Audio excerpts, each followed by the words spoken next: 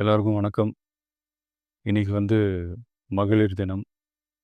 தமிழ்நாடு முழுக்க இருக்கிற என்னுடைய அம்மா, அக்கா, தங்கச்சி, தோழின்னு உங்க அத்தனை பேருக்கும் இந்த தினத்தில வாழ்த்து சொல்லாம இருக்க முடியாது.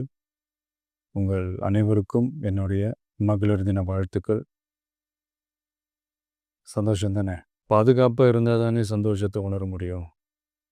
அப்படி எந்த பாதுகாப்பும் இல்லாதப்போ, இன்செக்யூரிட்டியா இருக்கிறப்போ, எந்த சந்தோஷமும் இருக்காது தானே!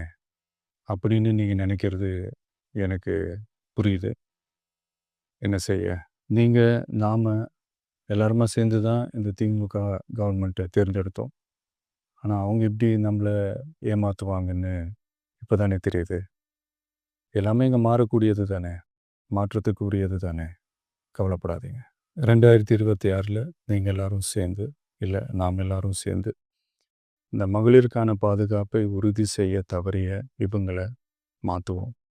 அதுக்கு இந்த மகளிர் தினமான இன்னைக்கு நாம் எல்லாருமா சேர்ந்து உறுதியேற்போம். ஒன்று மட்டும் சொல்கிறேன், எல்லா சூழ்நிலையிலும் உங்களுடைய ஒரு மகனா, அண்ணனா, தம்பியா, தோழனா உங்களோட நான் நிற்பேன். நன்றி, வணக்கம்.